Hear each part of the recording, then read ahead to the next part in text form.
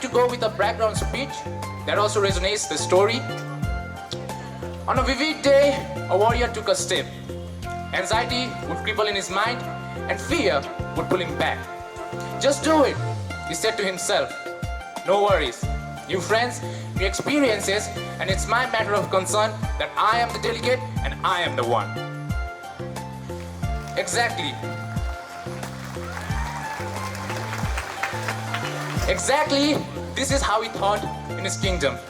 With the fellow contenders around, a visionary chairman ahead, and himself to experience, to ordeal the magic of flowing culture. With the system in his hand, he's not ready to fight, but rather is ready to make a deal that I am ready to reflect, and so do you. Ladies and gentlemen, these are all the warriors that I'm talking about. These are all the warriors that accept that we all have our distinct ideas. We all have our distinct visionaries. We all have our distinct standards, which makes us the special one. Let the soul fly free away in the high clouds of creatives. Let the soul be criticized and let the truth be flourished. Congratulations to all the delegates, because now it's your time. We would hear and you would speak. Congratulations to all the delegates, because now you are gonna raise your hand. You are gonna raise your ideas. And congratulations to all the delegates, because you are part of the history for the second time and you are only the one. Conference 2022 Recommend 2.0.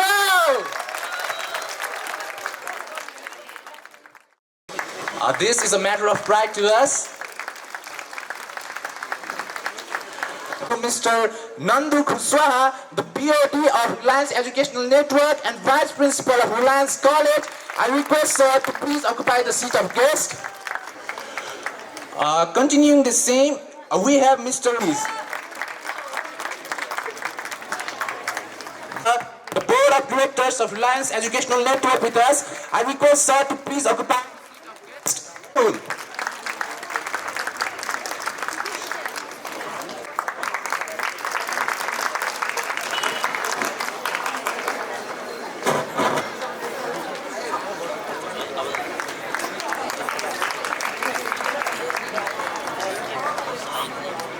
Let the crowd fill with claps, ladies and gentlemen.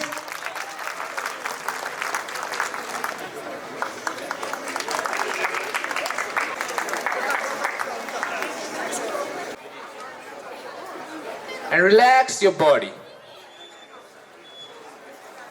Just focus on your breathing. Inhale and exhale. Just for 2 minutes.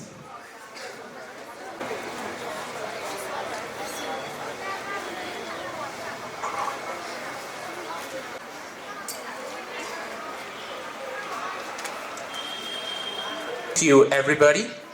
Now slowly open your eyes, please.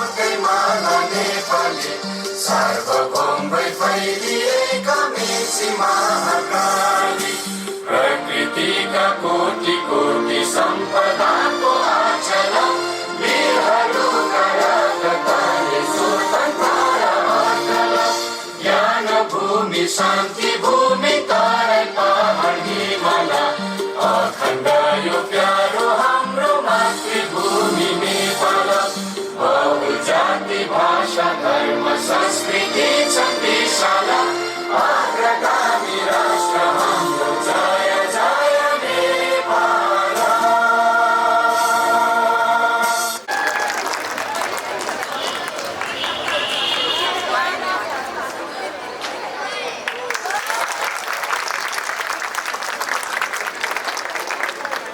Thank you, sir. A great warming to the chairperson, chief guest, respected teachers, seniors, juniors, and my fellow sunshines. It's me, the president. You can call me, hey Mr. President. Me and the people who are in touch with me for the program are glad to announce and welcome to you our second edition of Co MUN. After working for hundreds of sleepless nights, thousands of discussed topics, countries, arguments, and millions of memories, we present you this mega event. Delegates, you are welcome to the world of diplomacy. Tables turn, bridges burn, you live and learn. It's the journey that teaches you about the destination. Attending MUN, especially Co MUN, enhances your personality in such a way that after 3 days, when you see yourself being a new, updated version of yourself, you see the change. You see the change in attitude. You see the change in thinking process and the change in networking. Once my mama said, "Son, I see something in you, but I don't know what it is." Huh? She sees something in me, but she don't know what it is. Co MUN and guys, let me remind you, Co MUN version 1 was being organized, and I said to my mom about that, and she said, "Son, I see something in you, but I don't know what it is. Maybe if you go in Co MUN version 1, we can find that something." And guys, dear respected people, I went in Co MUN version I and discovered that I could speak. And so delegates, it's the best opportunity, a lifelong lesson, and a journey of discovering yourself. To each and every person presented here, welcome to the world of diplomacy. Remember, I see something in you all, but I don't know what it is. Maybe we can find that something after 3 days. So I value each and every one of you. Have a nice day ahead. Thank you.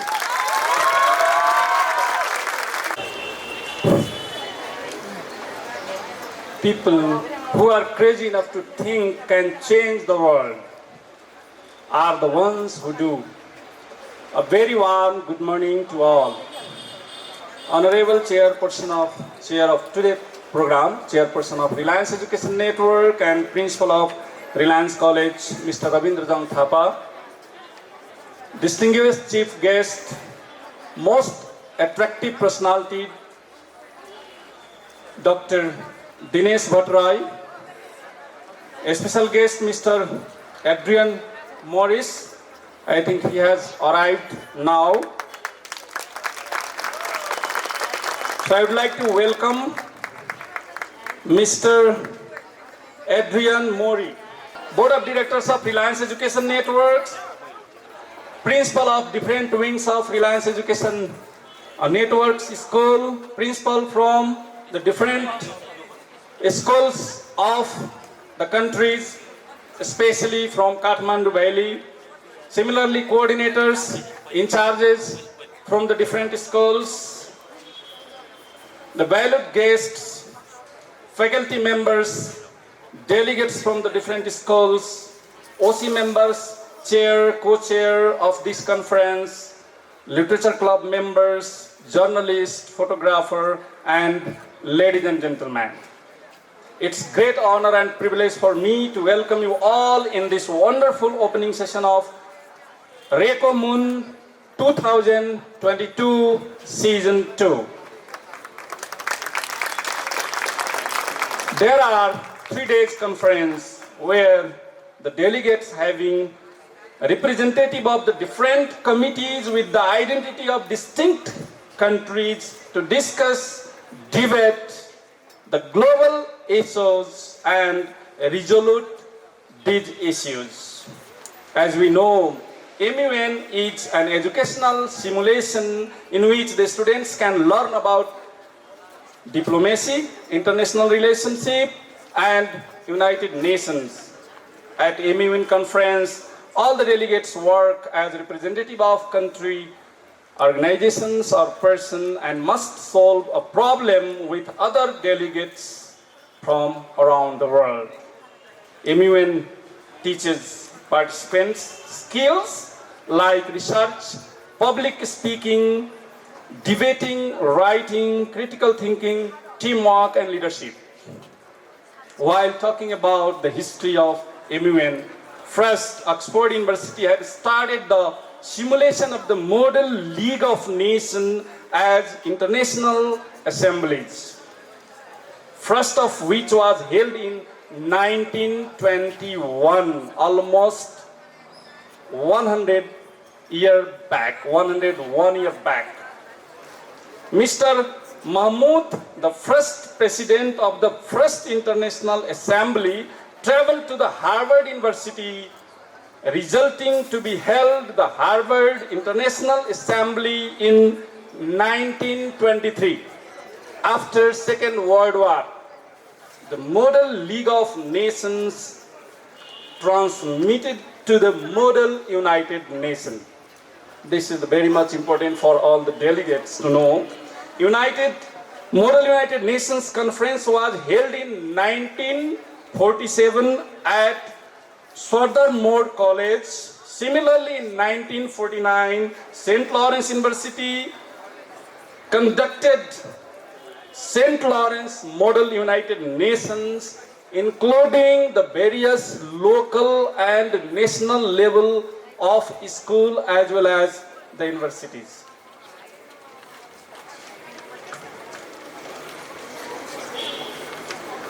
Afterward, in 1951, 1952, 1953, Model United Nations of the Forwest, Berkeley Model United Nations and Harvard Model United Nations were held, and term by term, this culture of learning platform was established in more than 130 countries.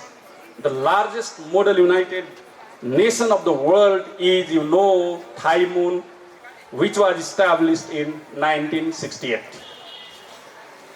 Hopefully, all the delegates are going to take a wonderful opportunity for involving yourself as the active member of the area of representative and try to be best or outstanding delegates.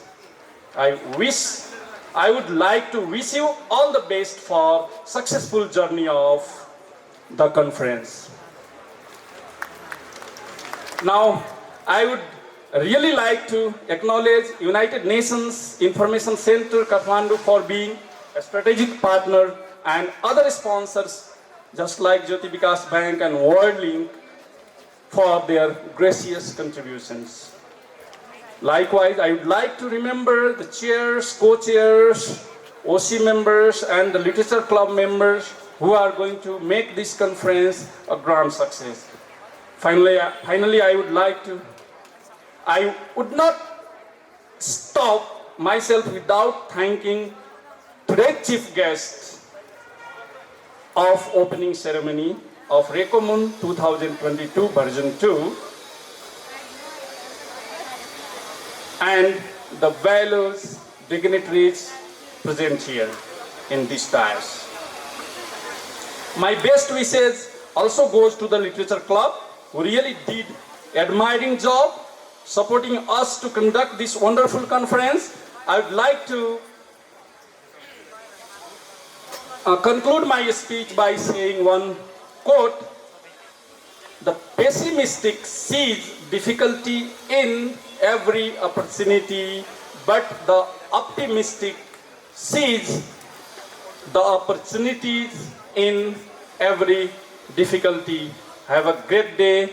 Thank you very much. I would like to welcome our international guest, Mr. Adrian Morris, and I would humbly request him to take his seat.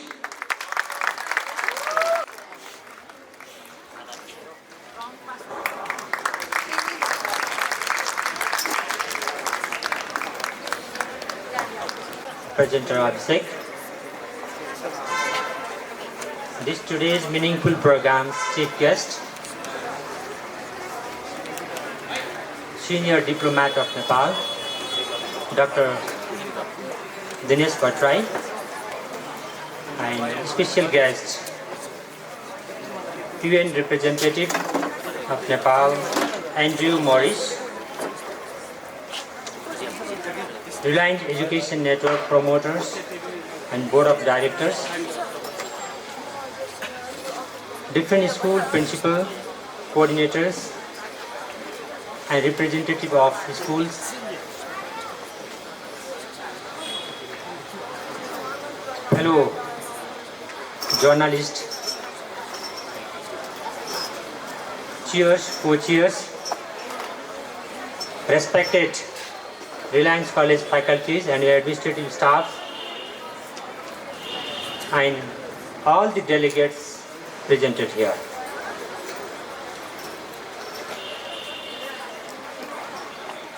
First of all, I would like to express my thanks and gratitude from deep emotion of heart to ECA and CCA Committee, Literature Club of Reliance College, and also college management for organizing this second Reliance College Model United Nations program. Definitely this program doesn't give only you the exposure. It also helps to set up the mind how to find the resolution on every problems that I've seen in our existence. There are many problems in the world. There may be conflict between the two countries, conflict between the two religions, and global disease like HIV/AIDS, COVID-19, the population growth, food crisis, and so on. Similarly, there are also many problems in a country. The problems may be corruption, unemployment, the migration from one part to another part. And these are the major problems of every country, or most of country. And similarly, there are also common problems in the local area. Maybe dusty and muddy road, and open toilets. Also the domestic violence. Maybe drugs abuse in adolescents group. So everyone is suffering from these kinds of problems. But who is answerable? Who is accountable? Who is responsible for the resolution or to solve this problem? And these kinds of problems, and then you people are very lucky, and you will have the great opportunity to develop your knowledge, to expand your knowledge and leadership through these kinds of programs. This leadership is the mother of the knowledge. So you should have the depth knowledge in culture, history, geography, politics, to develop your communication and negotiation skill. The communication, negotiation skill and technique are the basic technique to be a good diplomat. So this is the age of the Google or IT age. So you have enough these materials, electronic materials. You should not be limited only in the encyclopedia, journal and magazine. And hope you that you will participate actively, and on the behalf of college and my personal side, I wish the success of this program. Thank you very much.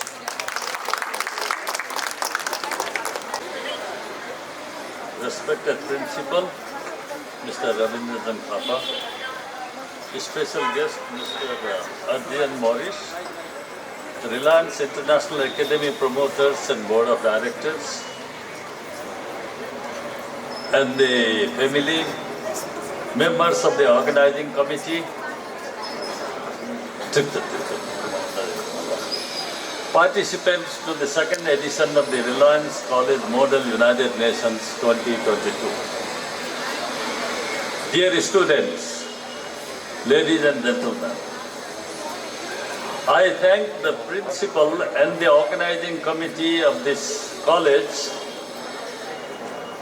for inviting me to be the chief guest of the program of the Model UN 2022. It is indeed a great pleasure to be a part of the program and interact with you all. I am encouraged to know that high school students +2 are familiarizing themselves with contemporary issues, international policies and foreign affairs, and discussing and debating about diplomacy, international relations, and the United Nations. Divided into 7 committees, you will be discussing various aspects of the functioning of the United Nations and the dynamics of Nepal's foreign policy. As you know, United Nations as an institution has 3 pillars: the human rights, peace and security, and development. And they are very much interconnected and interrelated. One does not proceed without the other. You know, United Nations is like a university that has all the faculties and leading professors. This exercise, I am sure, will contribute to building a leadership that goes pragmatic, realistic, independently thoughtful, and visionary. This is the leadership that we need and the country looks for. The core purpose of the United Nations, as you see, if you see the Charter of the United Nations, which I am carrying with me, the opening sentence speaks that we, the people of the United Nations, determined to save the succeeding generation from the scourge of war, which twice in our lifetime has brought untold sorrow to mankind. The Charter aims to promote social progress and better standard of life in larger freedom. You know, the UN is expected to serve as a center for harmonizing the action of the nations in the attainment of these common objectives. A small or large nation, this charter has a provision for the sovereign equality of all nations. In the last century, people were not that lucky as we are today. They suffered from 2 devastating wars in one generation. The world leaders came together and created the United Nations. The United Nations Charter reaffirms in fundamental human rights, in the dignity and worth of human person, equal rights for men and women. If you look at our Constitution, Article 50, Sub-Article 4, we have principles and policies and obligations of the state. In Article 51, we have the fundamental principles that guide the foreign policy of Nepal. They are the Charter of the United Nations, the non-alignment, the principles of Panchashil, which were derived from the teachings of Lord Buddha, the enlightened son of this soil, international law and the norms of world peace. And while pursuing these fundamental principles, we take into active consideration safeguarding the sovereignty, territorial integrity, independence, and national interest of Nepal. These principles and purposes of the United Nations Charter are fully aligned with our foreign policy objectives. Nepal membership of the United Nations, that was in 1955, comes with its ability and willingness to carry out Charter obligation. Nepal started its contribution to the UN peacekeeping under the aegis of the United Nations since 1958. And Nepal has served twice in the powerful organ, United Nations Security Council, one the first time in 1969 and the second time in 1989. And currently, Nepal is a member of the United Nations Human Rights Council, UNHRC, which is based in Geneva, and we are serving for the second time. These engagements are a part of the Nepal's foreign policy and diplomacy. Nepal's commitment to human rights is unequivocal. The Constitution of Nepal incorporates universally recognized human rights and fundamental freedom. As a member of the Human Rights Council, for the second consecutive term, Nepal continues to add value to the work of the Council. Our approach to human rights is firmly grounded in the principles of universality, indivisibility, objectivity, and non-selectivity. We cannot be selective. Human rights are universal. And Nepal also has served in several specialized agencies. As you know, there are 6 committees in the United Nations. The first committee deals with disarmament and international security. Second is about development, economic and financial. Third is social, human rights and culture. And fourth is special, political and decolonization. And of course, the fifth one is administrative and budgetary. And sixth is legal. In Article 33, you would see that there is a pacific settlement of dispute. All disputes need to be settled peacefully under the under Article 33 of the United Nations Charter. The United Nations is a preeminent institution of multilateralism. It is a forum where sovereign states come together and share their burdens, address common problems, and seize common opportunities. UN has universality with the ability to attract and persuade others. Any organization depends on its members.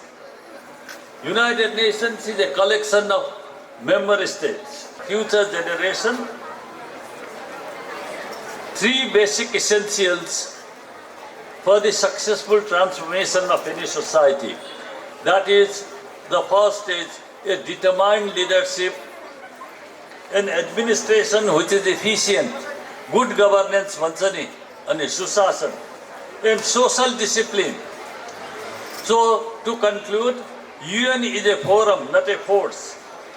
Important is that we are not an economic power, we are not a military power. The only power Nepal has is the persuasive power, the convincing power.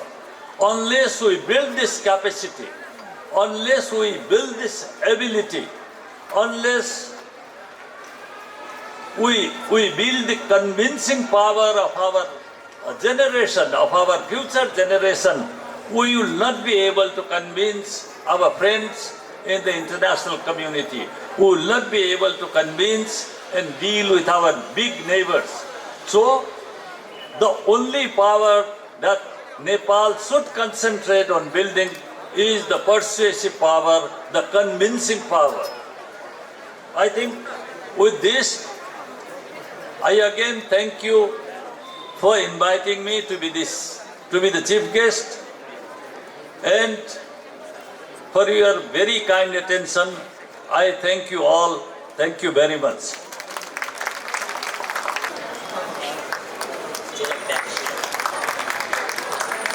Namaste and thank you very much. Can you hear me at the back? Excellent.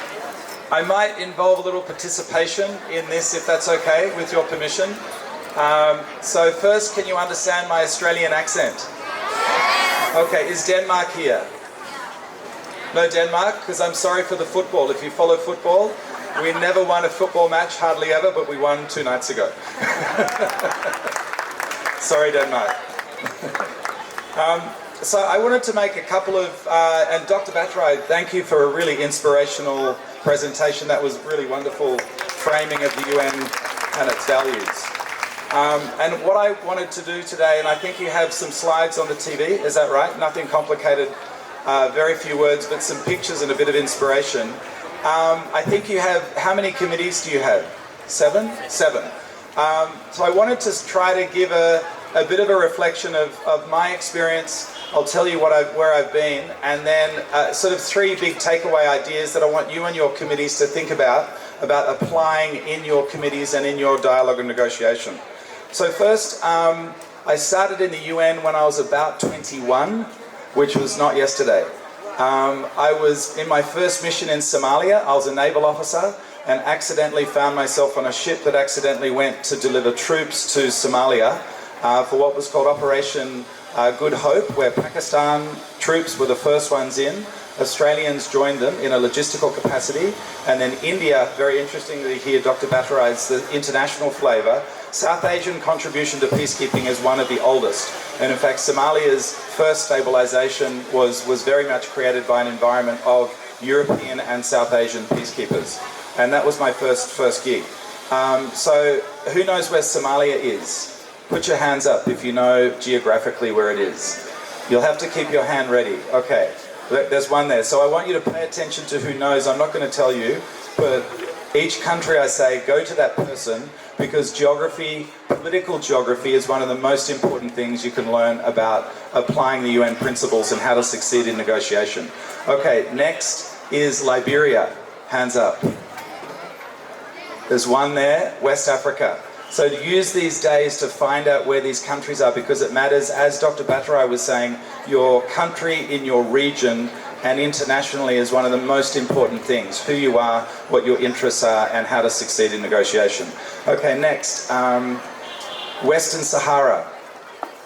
That sort of gives itself away. Someone up the back there, Western Sahara. Nigeria. One, yeah, Timor-Leste. Come on, you have to know Timor-Leste. One of the newest countries in the world. Okay, there's one there. Pakistan, I think you know. Where else? There's about 5 more. Mongolia, Nepal. So my Nepal experience is I was invited by the Election Commission in 1999 to run a team to help coordinate international observers. You think of the political history of '99 around that time.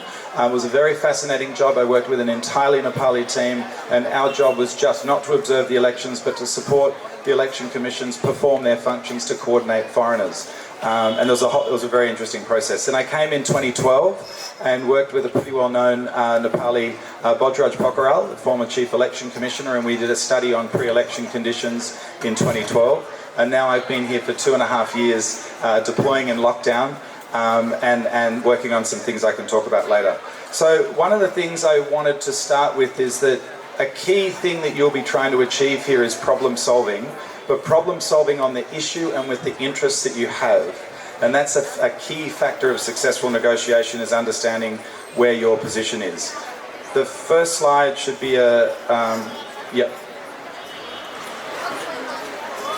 Oh, if I stand down, okay. So. But where are you coming from is basically that question. The left-hand photo, sorry it's difficult to see, is actually the woman who was my diddy in a house in Timor-Leste, and they'd never seen foreigners because Indonesia, in its occupation, and Portugal in its colonisation of Timor, had allowed very few foreigners to enter Timor-Leste.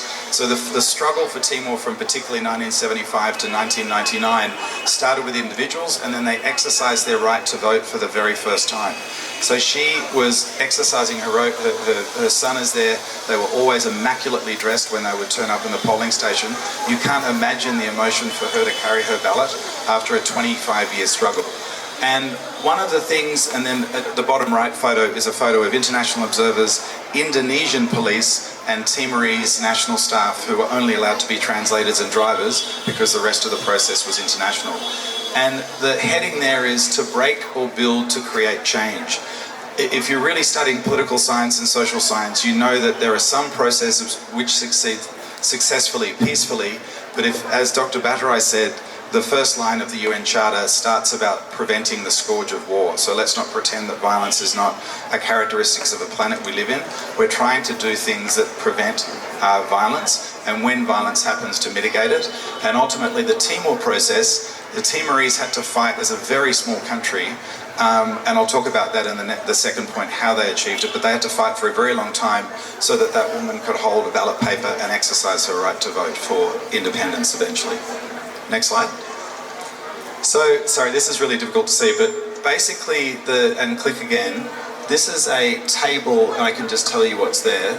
Council, a couple of years ago, every resolution it had actively across about 23, 24 conflict countries. So that's everything from long-standing, in fact, I was at physio this morning at Siwik, and my physio had just spent a year as a physiotherapist in UNDOF, the Golan Heights Middle Eastern Prevention Force, and had loved it, very isolating in the middle of lockdown in the desert. But this is one of these things, is that he was in a peacekeeping operation, one of the oldest and long-standing, where there's basically a frozen conflict which is not proceeding, which is not succeeding. And then you have all these other missions which are in between medium to long-term, places like Haiti, Afghanistan, etc., Iraq, and DRC, Democratic Republic of Congo, and then you've got some of the shorter missions as well. All of those missions, the point I want to make here, there's all sorts of things from security sector reform and line of control, rule of law, electoral assistance, disarmament, etc., protection of civilians. But does anyone have a guess what is the most mandated, this is very important for what you're doing here, what's the most mandated topic of all missions across the planet? Anyone want to put their hand up and have a guess? The most mandated. So lots of those things make sense. Humanitarian support, human rights, political support. What's the most mandated mandate on the planet? By the Security Council. 5 permanent members, 10 non-permanent. Anyone want to guess?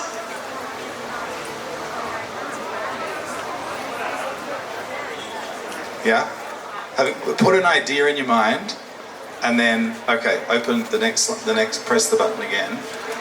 The most mandated, sorry, Govindra, is someone? Oh, there we go. The most mandated by the Security Council is their own problem, international cooperation and coordination. So the thing, ironically, that member states most often agree about is they are part of the problem. Do you see the point that what that concludes? Is not necessarily the national problem, is that Russia competes with the US, who competes with China, who competes with France, or any of the non-permanent members. So it's a really interesting little fact that when you burrow into the mandates, you find out that in fact they have to regulate themselves, and that's literally what you're doing here, is to look at member state to member state negotiation, and they're either in the way of solving a problem, or they're contributing to solving the problem. Next slide, please. So the next slide says patience, and click again. This might be a little easier to see. There was a really impressive study done by the World Bank and UNDP, actually just used global experts, but that was under their hat. And they looked at these long-term problems, and I think a number of your committees have these to tackle, is when you're looking at progress in negotiations, when they compared countries over 150 or so years, including Australia and all countries around the world, they found that genuine change takes a really long time. So if you've got a problem of the military in politics, and all of you can think of 20 countries around the world where that's a feature, military in politics, if you're the fastest 20 countries in recent history, it takes you 17 years to make a leapfrog step of having less military in politics. If you are trying to control corruption, 27 years. Rule of law, 41 years. Political stability, 18 years. So when you're looking at global problems, you really need a long arc. But as Dr. Butterai said, sometimes we don't have time. We have to trick that, because climate change is not waiting, for example. Violence against women is not waiting. These things are happening now. Next slide. So patience, I'm sort of contradicting myself. Patience, but then if something has to happen quicker, you have to move quicker. The third and last of these big points I want you to think about, that is a photo of a number of people I worked with in Myanmar. So I lived in Myanmar for 6 years, left there before the coup, And I was the UN advisor, the only international advisor in the Joint Ceasefire Monitoring Committee. Now, as you know, Nepal had a ceasefire committee as well. And interestingly, which was the country that the Burmese and armed ethnic groups most wanted to hear about? Nepal. I don't know if you know that, but it's a very strong example of a successful process. And so we were flying, and lots of groups were flying Nepali. I won't say who they were, but they were coming in at a very senior level and advising the Myanmar actors how Nepal found a pathway through this armed conflict.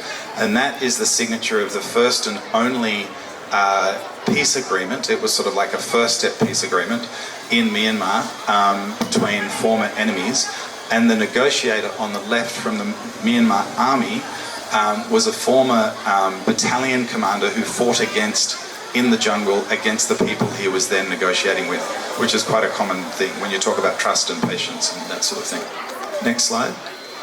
And then the bottom slide is a very local example of negotiation and building trust, where in that room there's 3 separate groups of people. You'll find women are only present in the 3rd group. So in the 1st group it's the army, at which there were no women negotiators. In the 2nd group it's the ethnic armed groups, equally no women negotiators. And then they developed a structure with civil society representatives and insisted that women were in that group. So literally the institutions, the first 2 had very few women and certainly no senior women, whereas when you came to the local level, the civil society, then there were very empowered and influential women negotiators. So that really changed the way that they, and this, I say this even if you're following Myanmar now, it is terrible, but they had a leapfrog forward in this process that I hope there's like an institutional memory for, of where they've built and found trust, and now they've regressed, and hopefully they will find a path. They will find a path, it's a matter of time. Next slide. Okay, so these are my key points about trust, about patience, about deciding if you know, there's this expression, you have to break some eggs to make an omelette. And sometimes you'll have to decide how big an issue you're dealing with, how urgent the issue is, and whether you need to break some eggs. and maybe the breaking of the eggs doesn't hurt anyone, but I do want you to think carefully about the position that you're looking for and how you get there. And as I started at the outset, this is about human beings. So it's very much about human interest in human behaviour. Politics is sometimes too theoretical, but think about the human being you're sitting across from and how you take a position and negotiate, and what you give in, what you negotiate and compromise on. Last word, compromise. Thank you.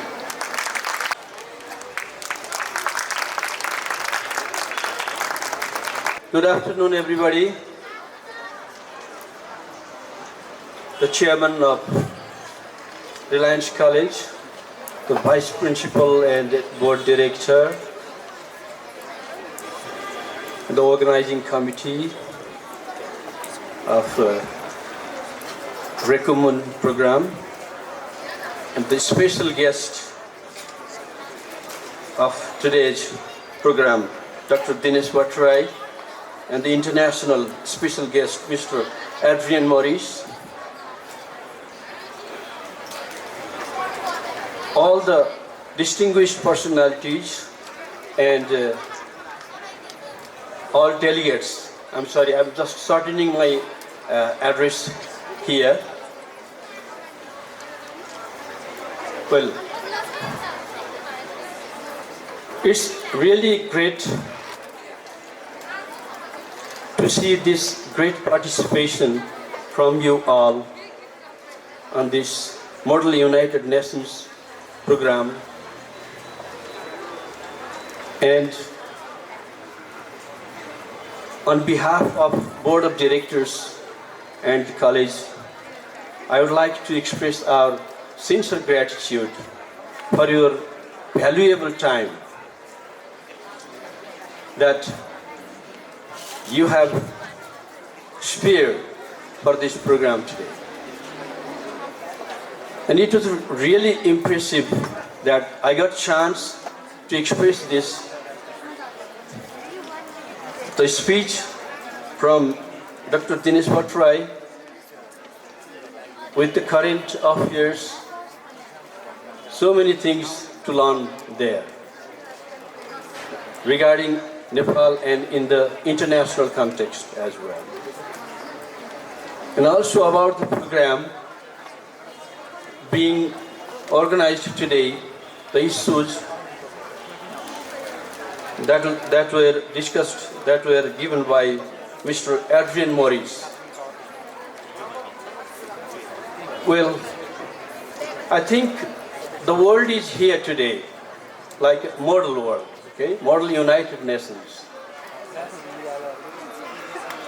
Let you feel that while you represent your country or your representation, just go deep into it and think critically so that this issue can be discussed later, even in United Nations as well. The idea can be generated from you two here. And it's really great that you have got this opportunity to exercise, to think critically on this as like United Nations and in front of the representative, the special guest of Mr. Adrian Morris and senior diplomat Dr. Dinesh Bhattrai here today. Well, there are so many current issues.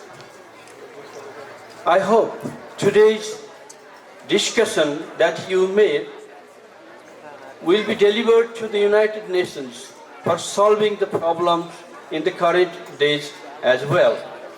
Whatever, I wish all the best for the success of this program, and once again, I express on behalf of the board and on my personal, our sincere gratitude again for your valuable presence today. Thank you very much. Ceremony of the Co MUN Superintendent. So moving on with the recognition of OC members. Starting with, I would like to call Under Secretary General for Delegate Affairs, Ms. Priscilla Bimal. Please welcome her with a huge round of applause.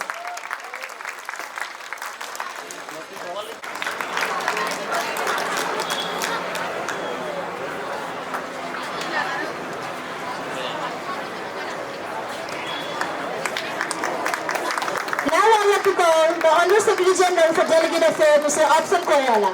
Please welcome with a huge round of applause.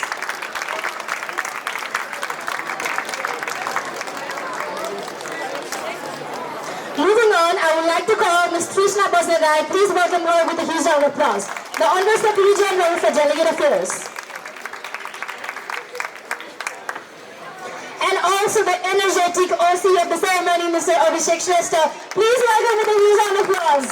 Abhishek Shrestha. Moving on, for the Under Secretary General of Documentation, I would like to call Praveen Nepal.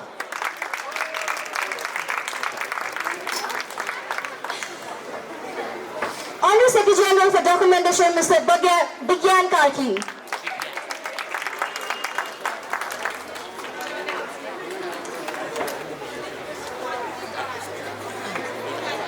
Thank you, Ms. Bigyan Karki. Under Secretary General for Logistics, Sunil Pandey.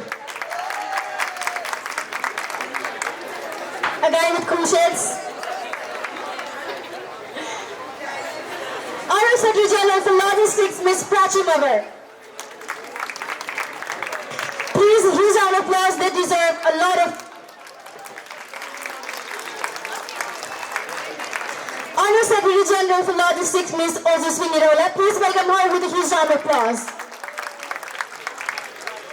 Under Secretary General for Logistics, Stuti Gimire. Moving on, Under Secretary General for Documentation, Ms. Abhik Sarma. Mr. Abhi Sarma. Under Secretary General for IT and Communication, Aditya Kuswaha.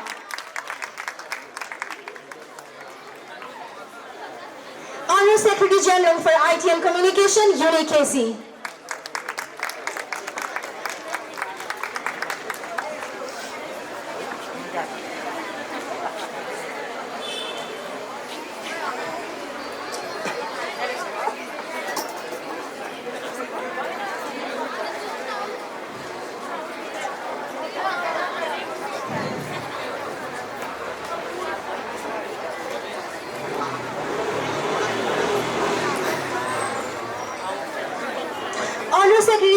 for Finance, Ms. Shreya Dhakal.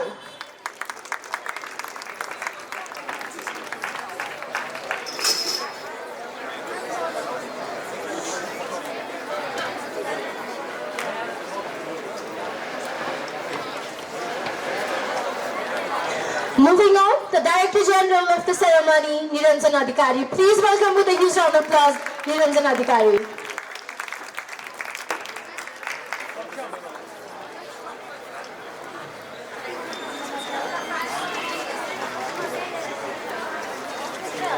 Also now, the energetic and the unstoppable President, Subhas Bohra. Please welcome with a huge round of applause, Mr. Subhas Bohra.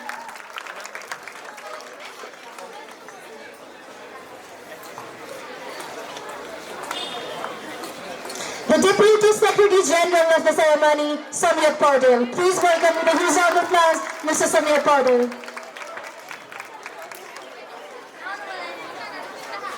We have two Deputy Secretary General this time. So, Angel Panta, the Deputy Secretary General of the ceremony, Angel Panta. Now, I would like to call the man behind this grand event, the Secretary General, none other than Saksham Acharya. Please welcome Saksham with a huge round of applause. This man deserves a lot.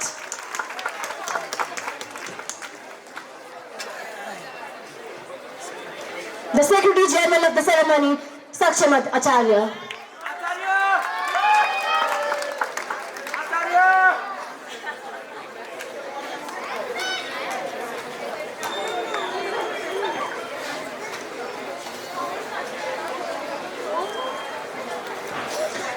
Now, I again request our respected Chief Guest, Mr. Dinesh Bhatrai, and our Chairman, Mr. Rabindra Jung Thapa, to please jointly grace the stage and hand over the gavel to the Chairperson and the badges to the Executive Board of various committees so as to